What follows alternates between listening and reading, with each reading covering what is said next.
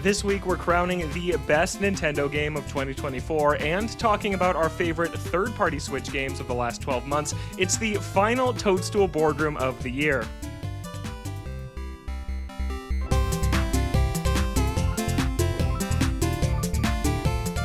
Boardroom on! Hello and welcome to episode 117 of the Toadstool Boardroom for the week of December 10th, 2024. It's the final episode of 2024. My name's Logan Plant, and I'm joined, as always, by Justin Koreis. What's up, Logan? And Chris Schreiber. Hey, gentlemen, how's it going? Good. For the final time, let's do this. It's a fun episode. It's the second part of our 2024 year in review. Last week was all about kind of the themes of Nintendo's 2024, everything that happened that wasn't related to the game, so hopefully you can go and check that one out. And this week, it's all about the games. We're going to run through Nintendo's entire publishing lineup of 2024, and at the end of it all, we will crown our favorite third-party game of the year, our three favorite Nintendo-published games of the year, and we have a couple of other fun awards to hand out in between those things as well. So let's get into it, guys. Let's go through every game Nintendo published this year and talk about them pretty quickly. I played them all. You guys played them intermittently here and there, so I'm going to try and not talk everybody's ear off because I've already talked about all these games before this year, but I think it's fun to revisit them at the end of the year anyways. First up in January, we got Another Code Recollection, and this one was cool. This was a return for a DS adventure series that had been gone for a very long time. That developer, Sing, had disappeared. A lot of those employees found their way to Arc System Works and spent a long time pitching Nintendo on this game that they eventually gave the green light to. And the finished product was a nice time. I enjoyed my time with it overall. It was fun to get the second one in the set, which was a Wii game that never came to America before. It was localized into English, but only ever released in Europe. So a cool return for a series that I never thought we would really see again. Like if I made a bingo card of 20 Nintendo franchises that were gone, this wasn't one that I would have pegged to come back. So I thought the game was good overall. It didn't blow me away, and it's not a visual novel or adventure game that has really stuck with me over time, but it was a pleasant one and kind of a fun way to start the year. But neither of you guys played that one, so we can blow right by it to a game that we didn't like very much, which was February's game. This was Mario vs. Donkey Kong, and Chris, you never ended up finishing this one, did you? Ugh. Yeah. Yeah, this was a pretty unfortunate experience. So I was a big fan of Mario vs. Donkey Kong on the Game Boy Advance when it originally released. This one just didn't really do it for me. The fact they were charging $50 for what was an older experience, that obviously they up-resed it, but from what I recall of the conversations that we had back then, a lot of it had to do with Mario just didn't feel good to control. They didn't really do anything to modernize the controls in any way. They kind of what you would hope they would do with a port like this to some degree. It didn't feel like it didn't feel like a Donkey Kong game, like original arcade Donkey Kong game, and it didn't feel like a Mario game either. It just felt like this kind of lost soul to some extent. I remember spending a lot of levels, or having the experience in a lot of levels, where I felt like I died really cheap deaths. Like it wasn't even that, okay, I'm not good at the game. It was just like you would miss by a hair, and the game was basically fighting against you. And it didn't really feel great to play at all. And I eventually got to the point where I was like, you know what, I'm not having fun with this. Even with as short as this game is, I think it was around 6 hours. I think I got to the 4 or 5 hour mark and just tapped out. I was like, you know what, I don't need to do this anymore. Like I formed an opinion of this, and it's not a good one. Yeah, this is a frustrating one because the whole time I was playing it, I couldn't help but feel like they remade the wrong game. They should have remade Donkey Kong 94 on Game Boy. That would have been so cool to see that one get a fresh coat of paint instead of Mario vs. Donkey Kong, which is still very recognizable as the GBA game, even though it has the modern graphics. That one didn't need it as much, and that game could have just been plopped on NSO and been fine, but a Donkey Kong 94 remake, which is the better game, that game is more fun and cooler than Mario vs. Donkey Kong, would have been really cool, and I think a really fun niche bring back of a classic that a lot of people love. And so this was just a wonky choice, and I don't really know how many people were really happy with this one. And then, yeah, Chris, you nailed nailed it. What really bothered me about it is how imprecise it is for a Mario game. You land on the side of a Shy Guy's head and you die, and it's a one-hit death in this game, and it doesn't feel fair or right. It doesn't feel like a Super Mario Brothers game where you know exactly where the hitboxes are, where you need to land to stomp on the enemy. It felt off the entire time. And then they added 2 new worlds into this remake, which is far and away the best part of this game. You play these new worlds, and I think to myself, well, they should have just made an entirely new game that's like this, because these new worlds are great, and they have really smart ideas and cool themes and cool puzzles. And then you go back to the GBA worlds, and they feel so simple by comparison. So, all around a dud, and not the Donkey Kong we were looking for in 2024. We'll see if 2025's Donkey Kong port fares any better than this year's did. Up next, Princess Peach Showtime. This was Princess Peach's second starring role ever, and her first since the DS. It had been almost 20 years since she'd starred in a game, and I think this one is a little bit disappointing too. Not that it was a bad game. I think this is a good game, but the fact that Princess Peach gets a home console game and then hardcore Nintendo fans like you guys just pass on it because of what it ended up being. I just think I wanted this to be a Luigi's Mansion level thing, and it ended up being more of a Kirby or a Yoshi level thing, which is fine. But Justin, I know you were excited about the idea of a Peach game, and then this is one that just kind of passed you by. Yeah, exactly. And it's one that I hope that doesn't mean that like either doesn't sell well or that they're not interested in returning to Peach as a protagonist. I even think like the conceit of giving her sort of bespoke levels with mechanics is a really cool idea. I just wanted it to be something a little bit less baby's first Nintendo game. Mm-hmm. Like it's telling about a game when in one of our previous shows I referred to Zelda as Princess Zelda Showtime, and you guys took that as the worst insult possible. Yeah, like I think I still don't agree with that. Sure, but I think that shows you kind of what the consensus is on this one, just in terms of ambition and scope and what it's trying to achieve. Super safe, super basic, which is fine. But like, I want Peach to have a real starring role in something a little bit meaty. Doesn't have to be Super Peach Galaxy or anything like that, but I do want them to do more. Like, and I think Luigi's Mansion is a perfect example from a scope standpoint of like how much I'd like them to do with her. Yeah, I think that this game had really good ideas. It did, and there were 12 costumes, and I think that the ones you liked really varied from people I know who played this and myself. I liked completely different outfits and some of the different levels compared to other reviewers I know that played this. So there was something in there I think that you could find that you liked, but if you didn't like it, it's just this really simple kind of 2-button action game that just doesn't have a ton to offer. And then the part that really bummed me out about it specifically was just how the collectibles were structured, in that I love to 100% these games. When there's Nintendo games that you could call, not, this isn't like, a little bit begrudgingly, but not super negatively, a baby Nintendo game like a Kirby or a Yoshi, I love 100% in Kirby games. They are just really easy to get through, but to find everything is a challenge. And Princess Peach just kind of fumbled it in that area where there's 10 collectibles a level, and the levels are 10 to 15 minutes long, and there's no chapter select or anything. Yeah. There's no jump in here to go find this gem that you missed in this segment of the act. It is, you got to start at the beginning and watch all the cute little cutscenes, which were cute and enjoyable and solid presentation the first time through, but I don't want to see that again. I don't really have a drive to go and watch this again and get through it just to find the 7th sparkly gem of 15 gems in this one level. So that bummed me out as someone who completes a lot of these games. I even almost 100% of Mario vs. Donkey Kong, even though I didn't like it that much, because that's just what I do with Nintendo platformers. Chris, I know you played the demo on this one, and that seemed like enough for you. Logan, I can't hear you. We lost your audio. How about now? We can. Yes. I thought that Nintendo got you. That I got cut him off. Yeah. Okay. What was the last thing you heard?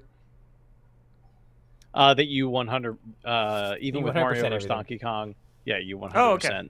everything. Okay, and then Yeah, I'll just pick it back up. Chris, I know you played the Princess Peach demo, and that seemed like enough for you. Yeah, I mean, it kind of solidified my expectations of this game. You know, before it came out, the more we learned about it, and once I think we learned that there were going to be multiple costumes, and each type of costume was going to have like a different ability, and like the level would be built around, you know, what that ability was. I got the vibe that it was kind of like a jack of all trades and master of none type of thing. And to kind of similar to what you said earlier, I don't know if it was necessarily that, but more that like you don't like every mini game in Mario Party, and that's okay. But the entire game is kind of built around that, and I think that maybe isn't okay. Like if there's a certain segment of levels that I can't stand to play, I'm not necessarily going to want to play them, and the game will make me. Which like you can't expect to love every aspect of a game, sure. It was also just like you said, it was a 2-button action game. It seemed very, very simple. And this was one of the titles that I think is a common theme. It's a common thread throughout this entire year for the most part, where upon playing it, you go, wow, the Switch is getting old. Yes. Like this really, really did chug. It ran at a pretty low resolution from the things that I saw of it in that demo. Like if anything, what's ironic about, and it's another common theme of this year, a lot of the demos that Nintendo put out this year just kind of solidified that maybe I shouldn't give them $60 for whatever experience the demo is for. We're the wrong kind of demos. Yeah, they were, and it was a good demonstration of what the product was, but ultimately, like, and I ultimately ended up buying the games anyway because I have problems. But yeah, it's not good. That'll be different next year. But yeah, this just didn't do it for me at all, and I don't have any regrets not going back and playing it either. Like I think, it's one that when James is old enough to play video games, I'll probably bust it out as one that, because I think, like we've said, that baby's first Nintendo game, I think it's a great, here are a lot of different types of genres being thrown at you to give a shot and see what you like. I think it's perfect for that. But as somebody that's been playing video games for like 25 years or 30 years, however, whenever they handed a controller to me when I was a child, like, it's just not for me, and that's okay. But I don't need to play this game.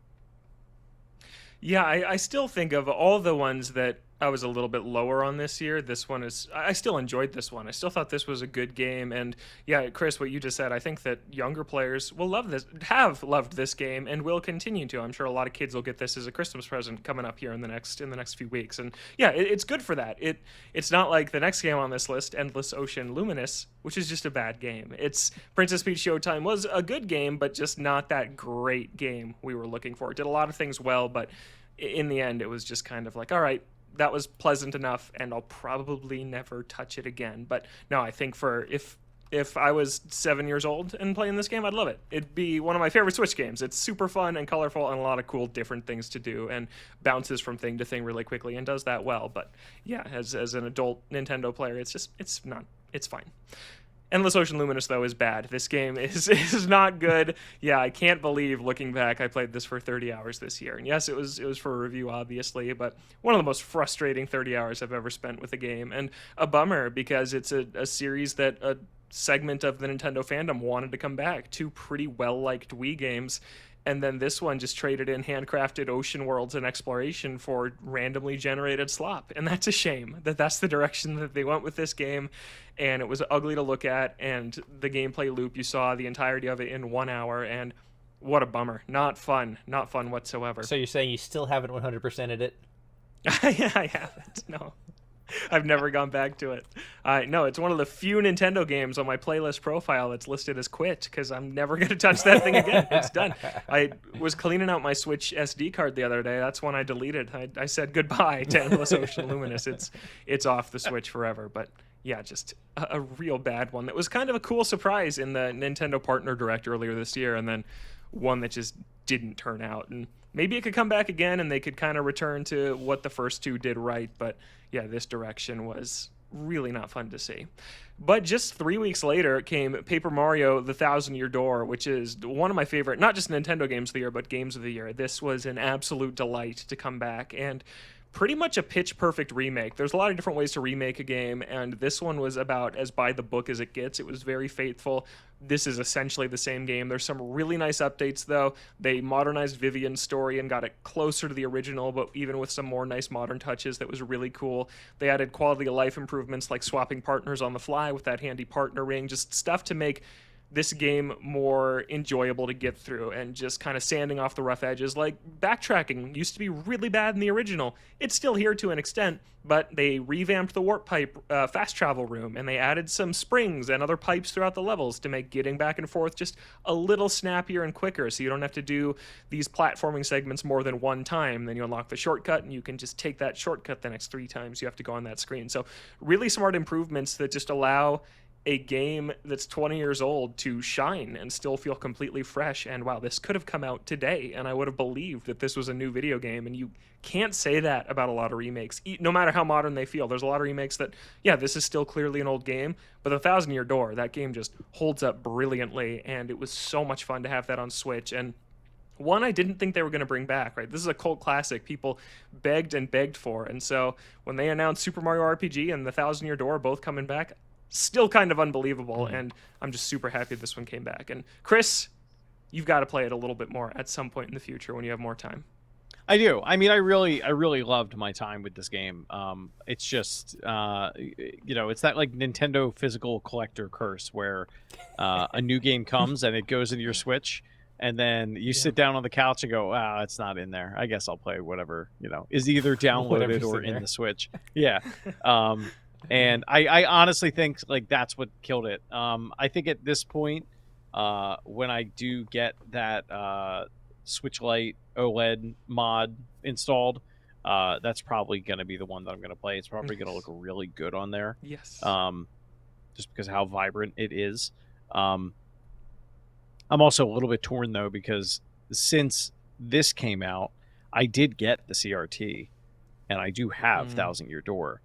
And but it doesn't have the quality of life improvements on there either, so I'll probably end up playing it on the Switch OLED.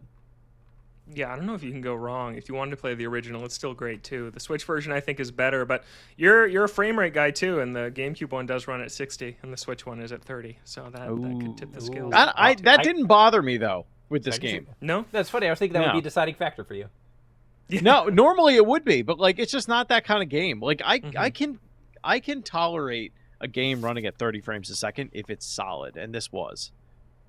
It's some of the later games in this list that don't maintain a consistent 30. Yeah, he FPS says he could play it at 30. In his head, he's thinking Yuzu time. That's gone though, right? Or is it back? I haven't kept track of the whole story. I haven't. Yeah. From a legal standpoint, Chris has no idea what you're talking about.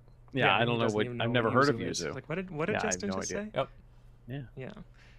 So that's Thousand Year Door. Justin, anything on this one? Because I know you're a fan of the original. Yeah, the only thing I'll add about this one is this is a perfect example of why it drives me crazy that we don't have like a Nintendo's Greatest Hits right now, because I love this game and I'd love to play the remake. I'm just not going to spend $60 on it, and that's all it comes down to. You give me like a Nintendo Hits version for $30, I'll buy it today. In particular, because I strongly prefer to buy digitally, like even like when they do little Black Friday sales, like I looked it up right now, it's $60 right now. Come on, man. Give me a discount. Yeah, they actually, and again, you said you're digital, so this doesn't count, but they did just have a pretty solid Black Friday sale. Yeah. One of the better ones we've seen in the Switch generation. I think Mario RPG was $30 at Best Buy. That's great. That game's really on sale a lot for some reason. I don't know why. What was that? Super Mario RPG? I said that game. Yeah, that game is on sale like pretty consistently. I don't know why. Wait, isn't that a $40 game anyway? It was 60. It was 60? No, it was 60 when it came out. Yeah. I spent $60 on that. All right. Okay. So maybe I'll spend $60 on some things, but not this one. And I will say a lot of times, like those retailer sales are like different from like. I find you can get the physical ones on sale more often than you can get the digital ones through Nintendo's store. And I don't want to, like, I don't need more cartridges to lick. Give me the digital version. Yeah. Well, I hope you get to it at some point, because it was so much fun, and this was a game I spent 35 hours in, and it just flew by, and it was not even just the nostalgia factor, which was certainly a part of it, but also just I haven't played this game in over 10 years. I think it'd been 15 years since I last played it, and just playing it again and just experiencing it all, and how much I forgot that is just so good in it is just, it's such a fun game to revisit. Rogueport is just crazy. It's such a crazy setting for a Nintendo game, and my buddy is playing Thousand Year Door for the first time right now, and he said they hang people in Rogueport. I'm like, I guess so. They got that in the middle there. I don't know what's going on at Rogueport, but it's just crazy that they also didn't touch any of it. This is just the wackiest, weirdest setting for a Nintendo game, and they kept it completely intact for the Thousand Year Door remake. And yeah, good to see it. It's an awesome remake, one of the best remakes of the year. Well, Justin, it's 3 months exactly till Mario Day, so maybe you'll get a sale then. Yeah, that's true. They do. On They the do same that, day yeah, they Mario announced Day. the Switch 2? I don't know about that. Yeah, that was the prediction. Yeah. Next up, we've got Nintendo World Championships NES Edition, which was one of my bigger surprises of the year, I would say. I was down on this one when it was initially announced. I thought, I don't need this. This is worse than NES Remix. And then I got it and played it like insanely for a week. I was so into it for the first week or 2 weeks and completely dropped it after that. But what a fun little game. Fun little challenges that just really recontextualize NES games in fun, cool ways, and fun to compare your times. And that night, I remember Chris and I were going back and forth posting screenshots of our Super Mario Brothers 2 times. There was a fun competitive aspect to it there.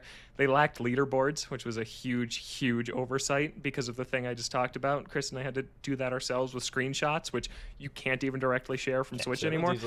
But a cool thing, and this is one of the only ones that all three of us have played, and it was just a fun little experience this year. Justin, what'd you think? Yeah, this one is vindication, because I remember in the shows leading up to it, you being fairly skeptical, and Chris and I defending a lot of these old titles that were actually awesome, and it was great. And a lot of these old games are best experienced in these little bite-sized chunks and in very controlled environments in very specific places. And it's great. And it was nice, too, because a lot of these are games that I grew up with, but I wouldn't necessarily go out of my way to go back to. Like, I'm not going to go out of my way to, like, play Excite Bike, but I played it in this, and it was really fun. It was, like, a lot like I remembered. It's also very clear that, like, Ice Climbers is still one of the worst games ever made, and let's be honest, the original Kid Icarus is not great either. But it was a lot of fun, and it seemed like a lot of people had a good time with it, and we've seen them do stuff like this with Mario Remix in the past, NES Remix in the past. I hope they keep doing this. I think this is a really cool way to make history accessible. Yeah, Chris? Yeah, I think you hit the nail on the head as far as the leaderboard integration. Like, I think the example I gave was when the PS5 came out, and Astro's Playroom, everybody had a copy of it, and they had it built into the OS where it was like, oh, Logan beat your time on this time trial level, like, do you want to go play it? I think you'd hit a button and it would automatically take you there. Like, if this game had something like that, oh my god, like, it would have been a total game changer. I think those types of features are nowadays are what kind of like really make these types, like, they make these types of games like really have longer legs than this one did. This was like a lightning in a bottle moment of that first week of everybody playing it, on release week, and trying to get as many of those challenges completed. And then once you did, it was kind of like, all right, cool, I'm done, like that. And they really haven't gone back and added any additional content to it. I hope they do more of these. I hope either a sequel or Super Nintendo edition. It had some really clever ideas, like playing through, all of 1-1 and Super Mario World or Super Mario Brothers 2, and all that kind of stuff. So yeah, I knew I was gonna like this game. I didn't realize how much I was gonna like this game when I started playing it. Like, I was super hooked. Yeah, it's butt clencher of the year probably when you're trying 100%.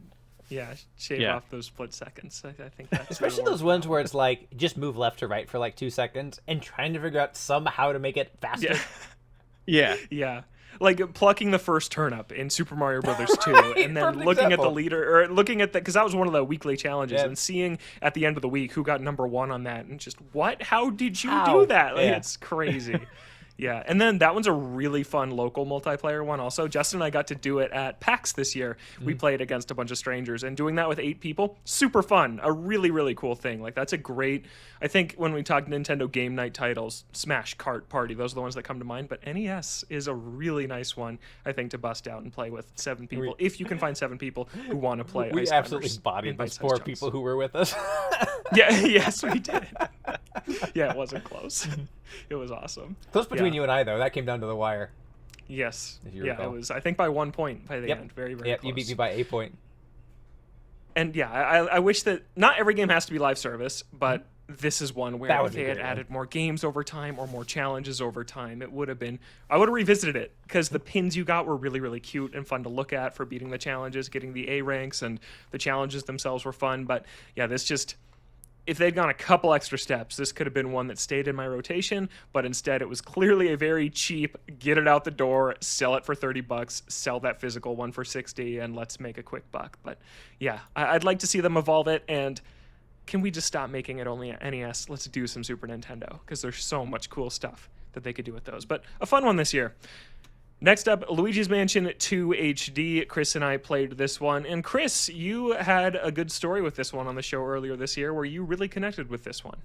Yeah, no, I really enjoyed my time with this. I didn't play it all the way through. My wife got further than I did. I don't know that she actually finished it, but this was one where, like, the infamous curse of my household, where if a Switch game shows up and my wife likes it, then I probably won't get to play it, and then I'll probably move on. So that's exactly what happened here. But no, I thought this is a great dad game. This is one where, because of the level setup, if you only maybe have 20 or 40 minutes to play a day, it's easy to pop in and out and feel like you're making good progress. And the little nightcap at the end of the day, like it is one of those types of games. I wish I could say the same thing about Mario versus Donkey Kong, but I can't. Yeah. But yeah, it held up better than I thought it would when we first saw like the announcement trailers for it last year, and it looked better than those original trailers did. They did a good job upscaling this one. I hope we see, and there are rumors that we may see more 3DS ports next year. But I'm okay with like this kind of format, I think, for certain titles that are kind of trapped on the 3DS right now. But just give me now. I need the first Luigi's Mansion on there too. That's how I feel. This is the second one this year where I think they remade the wrong one, and I wish it was Luigi's Mansion 1, and it's a shame that it's not. But for what this is, it impressed me too. I didn't end up finishing this one because I still don't like the mission structure of it, and I know that's part of what made it accessible to you, Chris, with your schedule and your gaming time, and that is good, and that was a cool angle to have on this one on the show this year. But for me, I just like getting lost in the mansion of Luigi's Mansion 1 or exploring floor by floor in Luigi's Mansion 3 and just egad yanking you out of the mansion. They didn't do anything to even make that optional or skippable or any. It's just, and then you start back in the first room and have to get your way to a future room. But the structure issues I have with it aside, this one really benefited from the modern control scheme and having that second built-in analog stick and having those 4 shoulder buttons. It just was a lot easier to play than on the 3DS, where I don't think Luigi's Mansion ever played that well. I think that it's really cramped on that system. And even the Luigi's Mansion 1 remake, I have to hit what to do what here, and there's weird gyro aiming on the 3DS. It's bizarre. So it benefited from that, but a Luigi's Mansion 1 plus 2 with this treatment, because the visual treatment doesn't scream $60 to me. That frustrated me a little bit too. I'm fine with a quick up-res like this to just get it out on Switch, but it being this game at this price with this level of polish, it missed a little bit for me, and it left me wanting a little bit more. It felt like one of those, again, just kind of a rush job, get it out the door, let's get a game on the calendar for July. And I was a little bit disappointed with it, but yeah, I do like seeing 3DS games come back though. Was Paper Mario $50 or $60? Do you remember? It was 60. Okay. Yeah, that was another like common theme of this year where there were too many titles, and I get it, but like there were too many titles that we saw the price tag of them, and it was like, really? Like you're going to charge $60 for this experience? Yeah. And they did. They sure did. And a lot of people bought it. And to be clear, I don't personally have an issue with them pricing it at 60. That's their prerogative, whatever. I was just like a consumer and not doing this for work. I probably would have skipped this one. I would not have picked this one up and bought it for $60. It wouldn't have gotten me. But I think when every other game is like $70, seeing the big titles in Nintendo stay at 60 mostly for now, I think it's kind of feels like a trade-off that everything across the board is just kind of this much, with some exceptions. But yeah, this one, I would have loved to see 1+2. But Chris mentioned 3DS rumors. Yeah, you guys know I don't like to talk about these insider whatever reports, but Kirby Planet Robobot is the one that's being floated around right now, and I would lose my mind. That would make my year if that came out next year. That would be so ridiculously exciting because that game rules. But we'll wait and see about that one. Move on here. We got a few left. We're to the final third of the year here. Emio, the Smiling Man, a Famicom Detective Club, came out in August. And yeah, this one, I was excited for this one. Excited to see an M-rated Nintendo game. The way they announced this thing ended up being the best part about it, which is a really cool viral marketing thing they did. I like seeing them try something different and experiment with it and have us guessing for a little bit. But then the final game, my problems with it, just the story ended up not landing for me. A lot of it didn't really tie together well at the end, and I'll still dance around spoilers, but it just didn't tie together. Some of the character-specific endings were really bad and rushed and made no sense narratively, and the type of story they tried to tell, it's one of my least favorite kind of tropes in storytelling ever. So it just didn't hit for me. A lot of people really liked this one. The story, I think, is just, if you like the story, you'll probably like the game. And then just the clicking around nature of it, of you have to press A on this thing, and then you have to press A 3 times in a row on the same option with no indication that that's what you have to do. And you know the next thing you have to do, but you need to click think so your character thinks it, and then you go do it. And it feels like an NES game. They made it way too faithful to the originals in gameplay, where the visuals looked great. This game looks amazing. That's the other best part about it, but they didn't modernize the gameplay to match. So a bit of a miss for me, but I remember the episode with Justin where Chris missed this one. We put Emio down in the third box of our 3-up, and that was a fun episode, just talking about what this thing could be, and that's honestly what I'll remember most about this game. So yeah, that's Emio. It was fun, but kind of disappointing. Man, what a theme of this year. Not the best lineup from Nintendo this year, but that's okay. Well, we talked about it last week. It's fine. Not every year is going to be a banger. It's fine. Up next, The Legend of Zelda, Echoes of Wisdom. We've talked this one a lot lately. The next three we've talked about a ton, so we'll go through these three quicker to get to our award segment here. But Justin, what do you want to say here as we wrap up the year about Zelda? Refer to our previous shows. I think I've ultimately landed on the side of the fence that I do like it. I think it's good. It just doesn't live up to the pedigree of what I expect out of the series. Even for spin-offs, like I like Age of Calamity a lot more than I like this game, for example. But it's solid, and I hope they do keep doing these top-down ones. But likewise, I also do wish it was a little bit harder. So maybe a little more hardcore one in the future. Give me a hero mode or something. I don't know. Yeah, I've been negative on this one on recent shows, but I still want to bring home. I really liked this game. I do think that there's a great game in here that I do really enjoy. It's just my favorite series of all time, and this is a lesser entry for me, and so it's just, oh man, it's frustrating. I think what I said on a recent show was like your A student getting a B or a C on a paper. Like, oh, that's surprising. Like it's fine, but it's not your best work, and that's a bummer to me. And then I actually played it today ahead of this show just to kind of reacquaint myself with it, because I hadn't played it since the day after I beat it, which is crazy to me for a Legend of Zelda game. I just hadn't picked it up. And it was tough for me to go back to. And running around this overworld where I can't swing a sword and have no way to directly damage an enemy unless I enter that mode, and dropping my Echo and watching it deal a damage, like, oh man, I feel like once I'm out of this gameplay loop, I'm out for good. I'm done with this. Like, I don't want to go back to it, where I can pick up Tears of the Kingdom and run around for 20 minutes and have a good time. I can pick up A Link Between Worlds, run around, slash some enemies, have a good time. But this one, yeah, it's really different. I commend them for taking a big swing, but it's just, yeah, this one didn't land. And I still think it's a good game overall, and one of the better games on this list of games that we're running through right now. But just in the Zelda pantheon, it's in the bottom half for me, and it's a little bit of a bummer. Chris, I don't want to set you off too much again, but is there anything you want to add? It's a no from me, dog. Yeah. Okay, that's Nice. yeah. That's Echoes of Wisdom. And then Super Mario Party Jamboree, one we're all much higher on. This is awesome. Yeah, great game. One of my favorite games of the year. I adore it. I'm at up over 90 hours at this point. I just keep partying. I think I have a problem. Party on, And Logan. yeah, I know. And it's I've been playing with one of my best friends who bought this one. It's the first Mario Party he's ever bought, and we used to just play when he would come over. And he was cursed in Mario Party Superstars. He never won a game. It took him probably 15 or 20 tries to win his first game of Mario Party. And it wasn't just me beating him every time. Wow. The computers would win. Yeah. My girlfriend would play, she'd win a couple times. Other friends would play, they would win, and he just couldn't get it done. And he's very good at video games. And he's good at Mario Party. It's just the bonus stars would screw him. He would get a horrible dice roll. He's just cursed.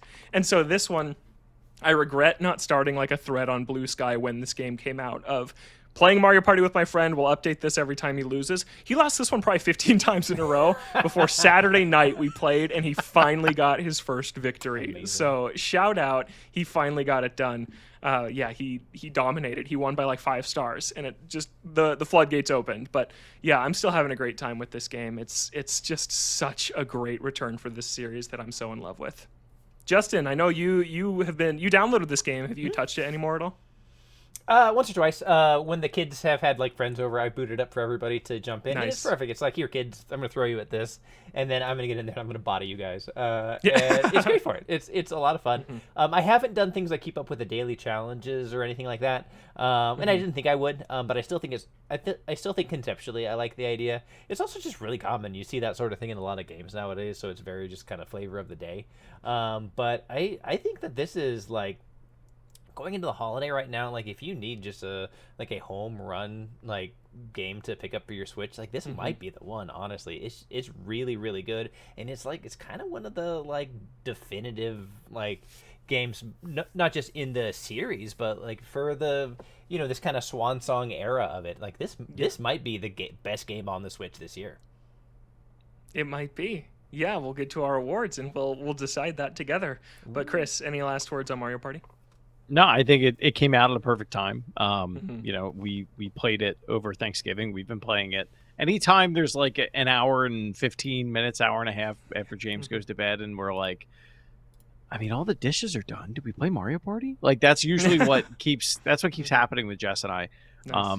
And I think they've done a really good job with not only just making it like a really complete package and having a lot of different modes built within it, but they've managed to get a really good balance of like hecticness and skill. Like not that Jess is bad at Mario Party at all. Like she historically has stomped me, but I feel like it is more balanced when the two of us play now than it ever has been. And the computers are a really good challenge. Like it's making us like step our game up, which has been fun. The roster's awesome. I love that Shy Guy's here. I love that Bowser's here. She plays as him like every single time we play now. Oh, nice. Which cool. I think is so funny. It's like the game that we go back to consistently now. Yeah, in a year, we didn't mention it with Zelda, but Zelda has performance issues. The next game on this list has issues, and Princess Peach has issues. Endless Ocean does. Mario Party looks amazing. This game looks so gorgeous. The character models, the boards, the mini games, the best sandwiches. Looking steak in gaming.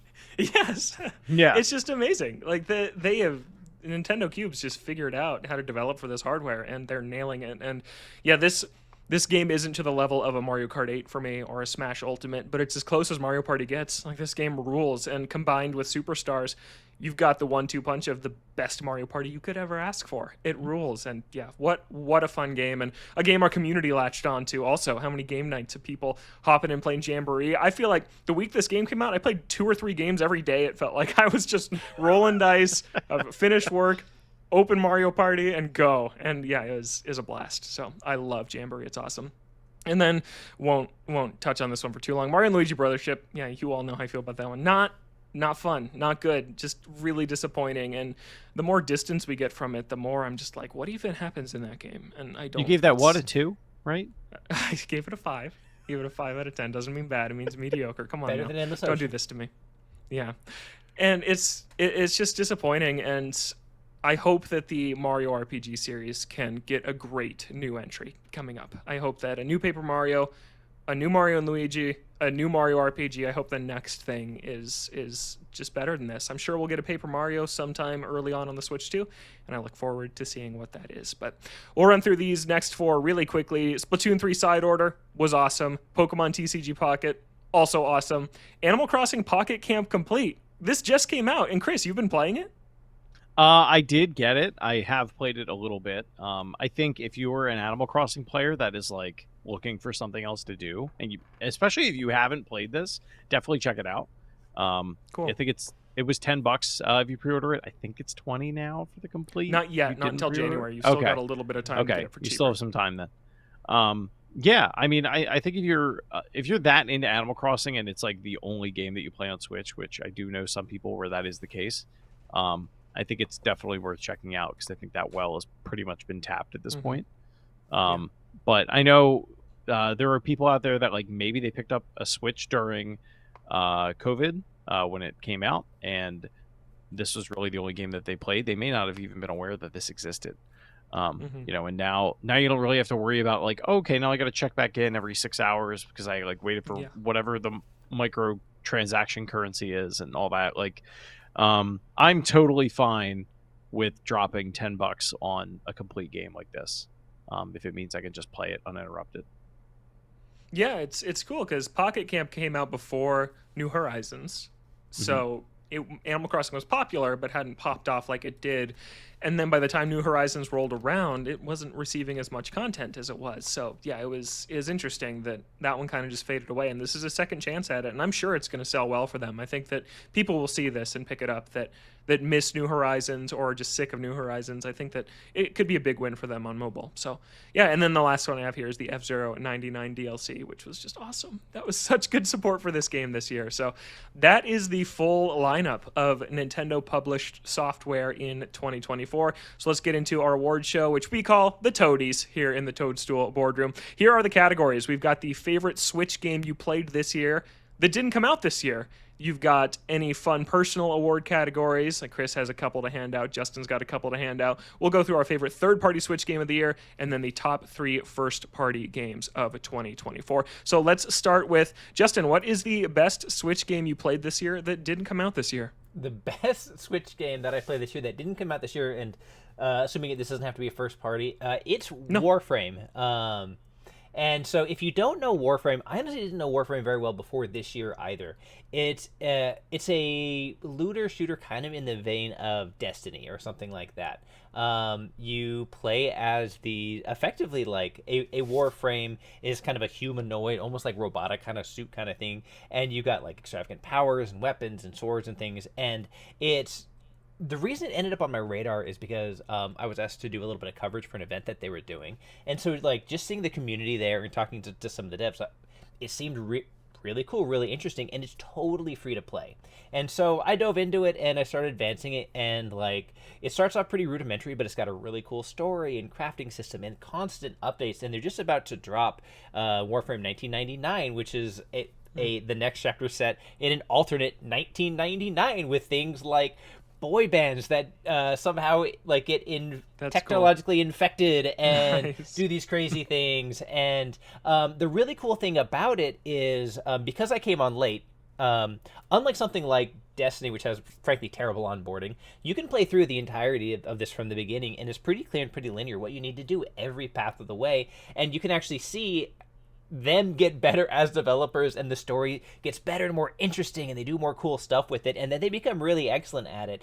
And on top of it, one of the updates they had at some point in the past that happened before I jumped into it is it's unified across devices. So like if you do have a more powerful machine like an Xbox or a really cool PC you want to play on, that great, but it's also free to play on your Switch, and it is a feature complete version of the game, the exact same experience, the exact same account. So if you just want to grab your Switch and put your feet up and grind out some materials or some missions or do some stuff like that, you totally can. And it's so slick. And again, it's like instantaneous once you get them like linked up to your account. And so like if you know, it certainly is not as sharp on the Switch. Load time is a little bit longer, frame rates kind of dump a little bit, but it's a good enough experience, and especially if you use that as like a secondary way to play for it, it's a really awesome way to play it. So yeah, Warframe on Switch, it rules. Who knew? Cool. Yeah, I would never have, at the start of the year, I would not have guessed that this would be showing up in this show. So that is a super cool pick. Neither would I, but it's awesome. Chris, I also wouldn't have guessed your pick. Oh man, Pinball FX3. Yeah, that's a game that it's on like every platform. There are a ton of tables in it. The one that I tend to play the most is the Portal pinball table. These tend to go on sale every now and then, but yeah, if you are familiar with the arcade 1-up pinball machines that are out there, like there's the Marvel one, there's a Star Wars one.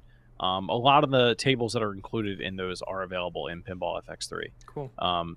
So if you're a pinball fan, it's a really cool way to just turn off your brain and hop into a quick game. Obviously it's pinball, so they don't last that long, but this is another like perfect dad game for me. Nice. It's like up there with like Tetris and stuff like that, where sometimes I just don't really know what to play. And if I only have a couple of minutes before bed where I'm like, all right, I need to just unwind before I hop in the shower, I'll play a couple games and call it a day. Just comfort food. Nice. Yeah, I get emails about this game all the time about tables that are being added, and just it seems like they're constantly updating these pinball games, so that's pretty cool. Yeah. I'm cheating with mine a little bit. This is a game that's on Switch, but it's not a Switch game. Super Metroid I played this year, and oh my god, I loved that game so much. And I know it is the most basic take to say Super Metroid rules, but it does. It's so much fun.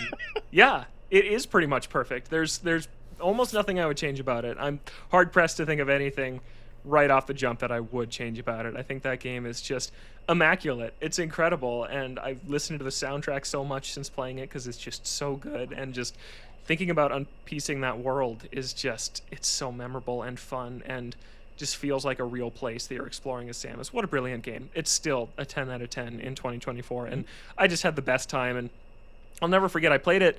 I was in a hotel in San Diego with my friend, and we played it just at nights when we would get back. We'd stay up super late playing Super Metroid, and we had to like ask for a late checkout so we could beat this thing because we were right at the end. So we'd go down and ask for a late checkout. They give us an hour, and he is packing all the bags, packing the toiletries, getting everything ready as I am just escaping the final planet and getting to my ship as Samus, and we beat it on the dot at checkout. I unplugged the Super Nintendo Classic, and we rush out the door, and yeah, one of the best gaming moments I've had this year, and yeah, that game's awesome. Play it on Switch Online if you've, for some reason, never played Super Metroid, but that game was so much fun. And if I have to give a shout out to a game that actually is on Switch, I'm playing Case of the Golden Idol right now, and whoa, that game is cool. That game I've heard that one's very good.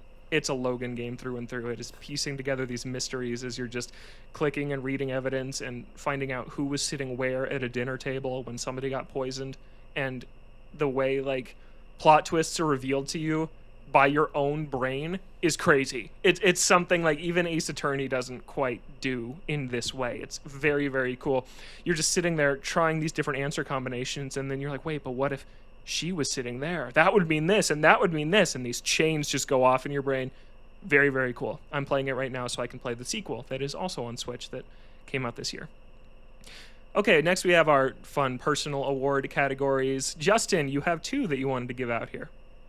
Yeah, and one is kind of a little bit of a recap and a little bit of a shout out too. So I mentioned on a previous show that I ended up playing through the Fate Stay Night remake visual novel that they did for the Switch, and it's really good, really awesome. I love the anime. In fact, I have been bullying our old friend Odell to watch the anime, and he's making slow progress through the Unlimited Blade Works version of it.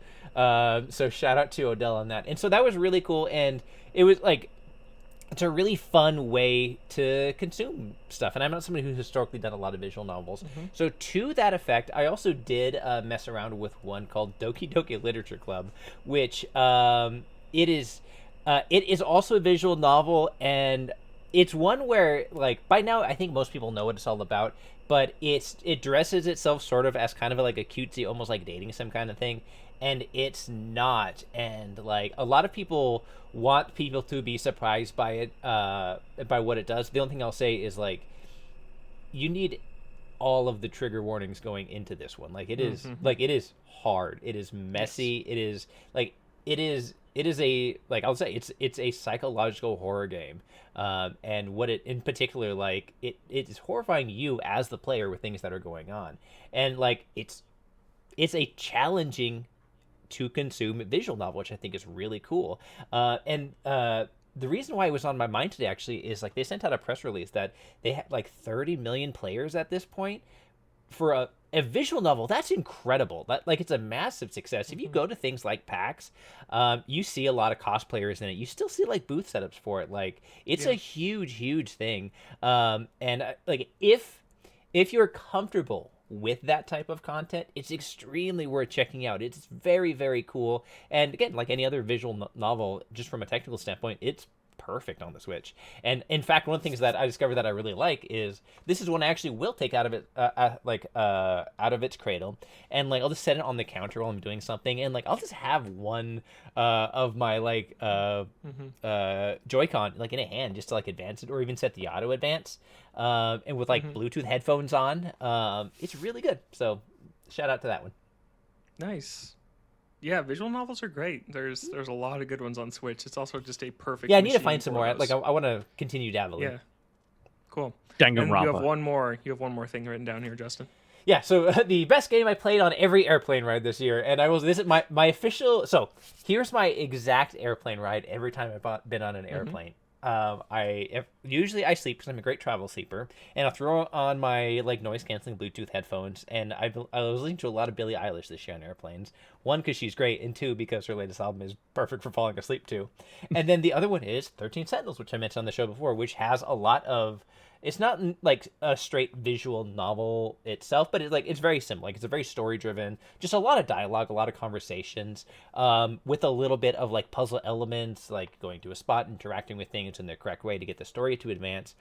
And the other half of the game is a giant robots fighting kaiju in a turn-based strategy, and I adore the turn-based strategy. I wish, like, I like the story stuff. It's a little confusing, intentionally so, but, like, I wish there was, like, 10 times as much of the combat stuff. Like, it doesn't need to be less of the story stuff. I just like the combat that much. I wish there was so much more of that. And so, if you're on an airplane and you want something, like, the missions, you know, they can be like 15 minutes when you do the missions, when you do the story chapters. Some can be long, some can be short, but like they, you know, it's a story. It's like watching a movie or reading a book. You can pick up or stop whenever you want to, and it is a lot of like chapters. So it's really good for stuff like travel. So if you need something on the train or the plane or in the back of a bus, check it out.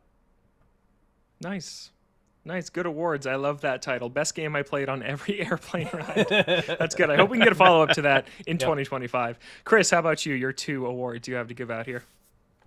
So I have best dad game I'm giving to Luigi's Mansion 2 HD. I think I was going to do NES World Championships, or Nintendo World Championships NES edition. I can't talk.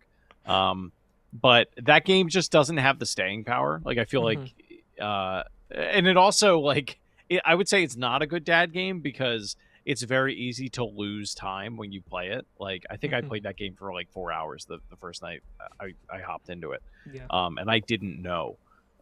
So in that regard, it is not a good dad game. But Luigi's Mansion 2 HD, like we said before, the mission structure, while EGAD is annoying and is very chatty, it does allow itself for short play sessions, which is great. And why I would love to see more of those 3DS-esque experiences on the Switch moving forward. My other one, and I kind of can't believe, I'm hoping January hits and this changes. Like, I don't know if this is a timed exclusive thing or what. But my other one is the best game that absolutely should be on Switch and isn't, is Yellow Taxi Goes Vroom. Nice. Which is on PC. It's a N64 platformer where you play as a yellow taxi, and you have to drive around really fast and collect items. But the way that you jump in it is like you almost do this like weird bounce that like at first you think to yourself like, man, this control is kind of like crap, and then you realize how to do it, and everything just kind of unlocks in your brain of like, okay, like I understand what, like, wow, they really want me to do this. Okay. And you just have to pull off these like really crazy stunts to be able to collect all the items that you need to get in every level. There's also a lot of like really funny nods to Nintendo culture in it. Cool. The main character that like is kind of helping you along with it, I forget what his name is, but it's basically like it's Mario in a wife beater and like his underwear. Oh, so Wario? Yeah. Yeah, so Wario. But yeah, it's pretty great. Pretty great game. Nice. Very, very fun. Really great soundtrack. So Cool. even if you're not a PC player, and you're into like just video game soundtracks in general, chiptune kind of aesthetic, definitely check that out. If I need to piggyback off your award category of the best game that should be on Switch, but isn't, UFO 50. That game is so made for Nintendo Switch. I haven't played that yet. It's great. That is Yeah. the best dad game of the year. You would love that game because it is 50 NES games essentially that you can just play for 5 minutes and then put away. But that game's so cool. Also, I have a couple real quick shout out to my friend Yeah. Gio over at Digital Trends, who wrote maybe the most incredible Yes. review of anything I've ever seen when he reviewed that game, and he did it as a radio drama almost. Check it out, Digital Trends. Look for Gio's byline on that review. It's amazing and it's well worth your time. Essentially, so UFO 50, if you don't know, quick aside, it's if there was a Nintendo competitor in the 80s and 90s that was releasing games alongside Nintendo and Atari and Sega and all these other companies, but this company never actually existed. They're called Sunsoft. And UFO 50 has 50 video games sorted in chronological order from the 80s to the late 90s that there's sequels in there and you can see how they evolved on ideas over time, and some games aren't as good as others, and it's amazing. These are 50 full-fledged games and some of them take hours and hours to beat. It's an insane project. And so Gio's review, which I think is the best piece of games criticism I read this year, it's so awesome, is he basically created this, it's a gaming magazine that is reviewing all of these games over this 15-year span that they were coming out. And reviewers leave the magazine and get rehired and start their own things and come back, and you can see their writing style change over the years, like super like edgy and cool in the 90s. Awesome. It's such a cool companion piece to that game that almost feels like an essential part of it. Can't recommend it. The game and the review, I can't recommend either enough. But that wasn't one of my awards. My awards are, I have to give the best Mario Party minigame to Camera Ready, which is the photography minigame in Super Mario Party Jamboree. Do you not like this one, Chris? I'm so bad at it. I hate that game. That's fair. It's an all-time classic Mario Party game, I think, where you're taking pictures. You have to replicate a photo in this park where there's Shy Guys, Koopas, Hammer Bros running around, playing guitar, eating ice cream, throwing frisbees, and you have to capture the exact frame of these images, and there's 3 rounds of it. It's perfect. When we play with voting rules where you get to vote for what minigame you want to come up, everyone picks it every time. It's so good. So that's the best Mario Party minigame of the year. I'm following up on last year and giving a best character award out to Darston from The Legend of Zelda Echoes of Wisdom. He's the Goron chiefman that you meet in the Goron segment of that game, and he's just adorable, and he's trying so hard to live up to his father's legacy, but he's too obsessed with this rule book that his dad left him, and it's about him like letting go of this rule book he's been given. He's great. He's the best part of that entire video game. So shout out to Darston for winning my best character of the year award. And then my best, oh my god, I can't believe that they actually did it award goes to Super Monkey Ball Banana Rumble. You guys know how I felt about that game leading into it. I was angry when I was booting it up to play it for the first time. I was mad because I was like, this is going to suck. Why am I doing this to myself? Why do I keep engaging in this toxic relationship? And then the game just ruled, and it was so fun, and I played it for 75 hours this year. Amazing, amazing video game. So those are my 3 individual awards to give out. Let's rip through now the best third-party Switch game of 2024. Chris, what's your pick? My number 3. Oh wait, best third party. Sorry, Best third party. Sonic X Shadow Generations. Great pick. Yeah. I've been Did you playing play it on. I've been playing it on PC. Okay, nice. So I can't. It's on Switch. But And it runs great yeah, there. it is probably the coolest representation of Shadow that we've ever gotten. Yes.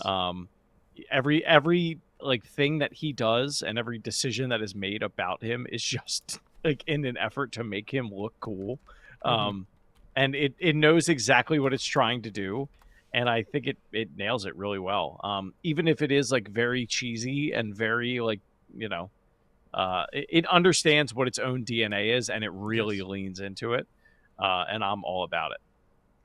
Yeah, they've been killing it lately. Frontiers was super fun for what it was, and Superstars was okay, but the last two 3D games I think have been some of the better efforts in a really, really long time. And Shadow Generations, that campaign's amazing. That campaign is so good, and it runs great on Switch. If it's your only option, you should play it there. It's worth it. It's better everywhere else, but it runs fine on Switch. It runs at a pretty locked 30 FPS, which is cool. Justin, your favorite third-party game of the year? This is a tough one. I feel like there aren't any major standouts for the Switch this year, and I think that's kind of par for the course. So I was trying to think of what games did I play that I had the most fun with, and I think for me it might have been Teenage Mutant Ninja Turtles Splintered Fates, which is the TMNT roguelite. Nice. It's really fun. It's got great co-op. You can play as all four of the turtles, plus a bunch of guest characters. It's got a really good roguelite loop.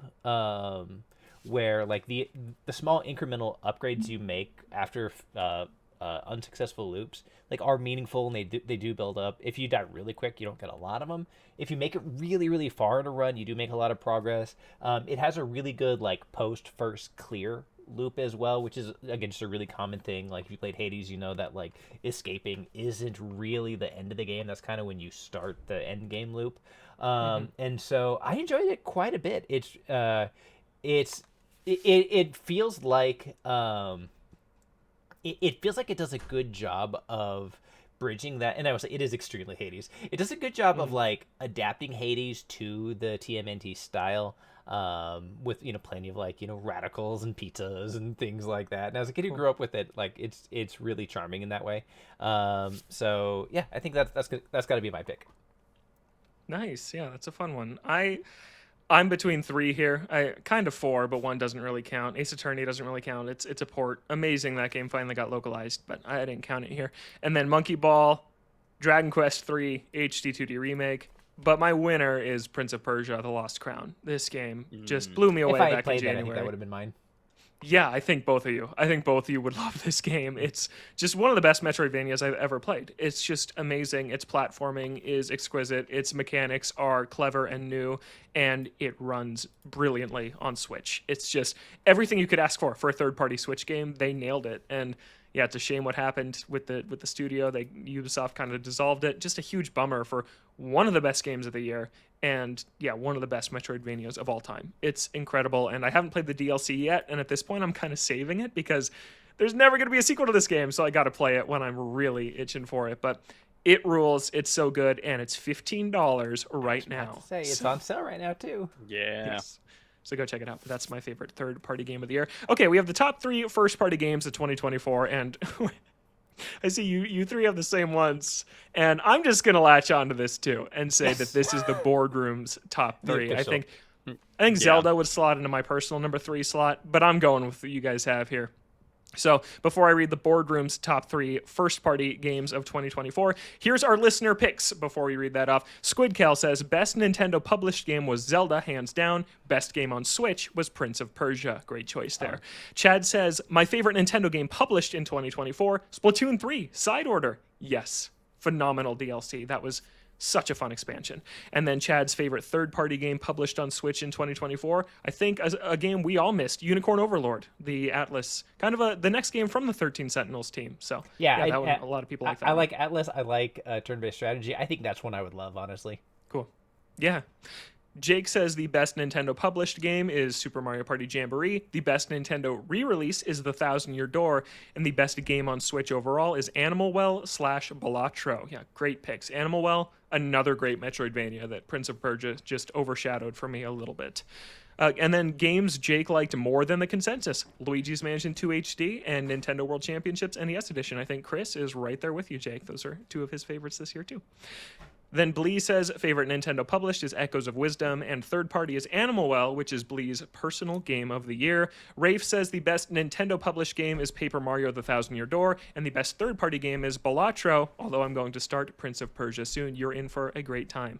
Lord Voldemort says, my favorite Nintendo game published in 2024 is Echoes of Wisdom, and third party is Animal Well. And then Sam says, Nintendo published is Super Mario Party Jamboree. So much fun, even in single player. I'm glad to hear that because, yeah, a lot of people do not like playing Mario Party alone.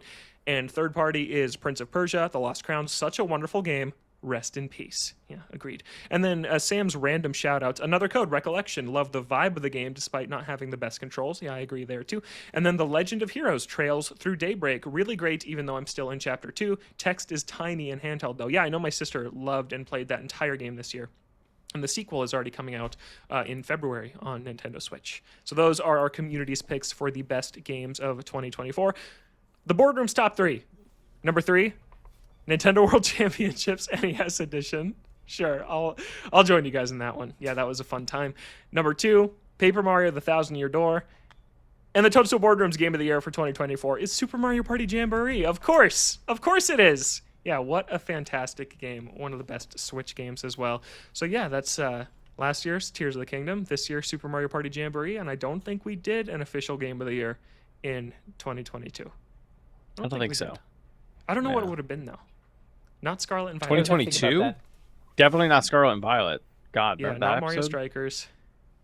Not Switch Sports. What was good that came out that year? Oh, Splatoon 3. It would have been Splatoon 3. There you go. Oh, it would have been For sure. Splatoon 3. Yeah. Yeah, there you go. Retroactively, Splatoon 3. Yeah. But Super Mario Party Jamboree is the Boardroom's Game of the Year. We have a lot of questions, but we're going to bank those for next year. We'll get to them in 2025 because I got to let these guys go. That is 2024 in the books, guys. That is it for the Toadstool Boardroom this year. It was a ton of fun. Hope you enjoyed our last 2 episodes recapping the entire year. I thought it was a blast. Justin, any last words for 2024 in Nintendo? You make it sound so ominous. know. Nope, not really. By the time you listen to this, I think the final version of my Delta Force review will be up. And if you just happened to watch the IGN review of Flight Simulator 2024, I did not review that, but I did do all the capture for it. So if you see any terrible flight mistakes, that's all me. Don't blame anybody else. Awesome. Great. And where can people find you? Don't. But if you Don't search do for it. KOREIS Don't look on for Blue 'em. Sky, you might come across me. Okay. Chris, any final words from you in 2024? Oh.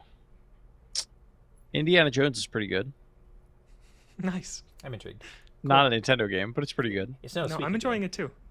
Yeah. And happy I holidays. think it's fun. Where can people find you, Chris? You can find me at Tribes93. I'll be tweeting pictures of my child doing adorable Christmas things over the next few weeks, I'm sure. Very nice.